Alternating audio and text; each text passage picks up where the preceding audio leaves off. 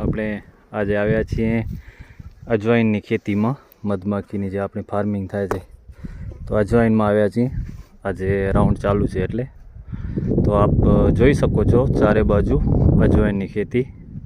આપણે જામદુધઈ બાજુ, આમરડ બાજુ અમારી પેટીઓ રાખેલી છે. તો ઘણા લોકોનો સવાલ હોય છે કે આવડું બધું પુષ્કળ પ્રમાણમાં કેમ મધ નીકળતું હોય.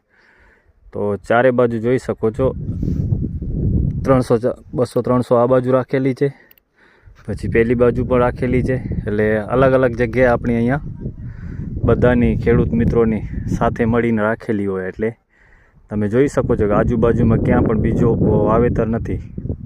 જો એ બાજુ કપાસ રાખેલું હોય તો એ બાજુ દવાનો છંટકાવ થતો હોય અને એ બાજુ મખીઓનું મરવાની ઘણી શક્યતા હોય છે.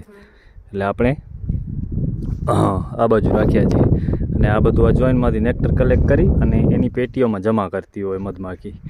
અને આ સામે જોઈ રહ્યા છો કે આપણે જાડી નેટ બાંધી અને રાઉન્ડ કાઢવા માટે ચાલુ જ છે હમણાં પ્રોસેસ. તો આ એક્સલેટર ડ્રમ હોય એમાં આપણે ફ્રેમ નાખી બતાવું તમને, અને પછી વરિયાળી આપણે અજમું પૂરો થાય તો એના પાછળ આપણે રાયડામાં જતા હોઈએ છીએ. પછી રાયડો પૂરો થાય તો પછી વરિયાળીમાં જતા હોઈએ. તો દર ખેતી 2 અઢી 3 મહિના હાલતી હોય. 3 મહિના ના હાલે કોઈ, 2 મહિના 2.5 મહિના હાલતી હોય. તો વાઇલ્ડ છે, વાઇલ્ડ 3 મહિના હાલે છે. તો જે પ્રમાણે લોકેશન મળતું હોય, દાખલા તરીકે ઘણા લોકોનો એવું પણ સવાલ હોય છે કે કચ્છમાં ક્યારે આવવાના છો, જોવાનું છે વગેરે વગેરે સવાલ હોય છે.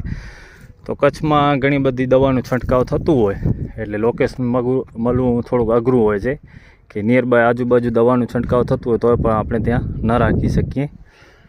તો માળિયા બાજુ આપણે ઓછો આપણે હોય છે દવાનું પ્રમાણ. તો જ્યાં જ્યાં દવાનું છંટકાવનું પ્રમાણ ઓછું હોય ત્યાં અમે પેટીઓ રાખવા જઈએ. તો આ પુષ્કળ પ્રમાણમાં અજમો વાવેલું છે, બરાબર. તો જે રાઉન્ડમાં 18 દિવસ કે 20 દિવસ થાય, હમણાં તારીખ છે આજે 29/11/2024. આ જોઈ રહ્યો છો તમે મધમાખીનો ઘોંઘાટ મારી પાછળ થાય છે. તો આ એનો એન્ટ્રન્સ ગેટ છે, આમાંથી એન્ટ્રી કરતી હોય.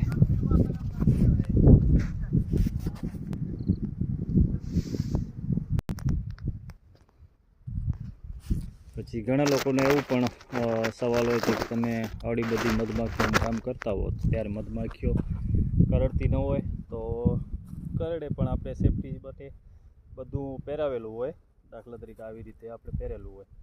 અને બીજું એ કે એનો જે આવવા જવાની જગ્યા છે એના ઉપર આપણે અરચાણ કરીએ તો એ આપણે ઉપર અટેક કરે. હમણાં હું બેક સાઈડમાં ઊભું છું તો કામ કરવા મને કાંઈ વાંધો નથી.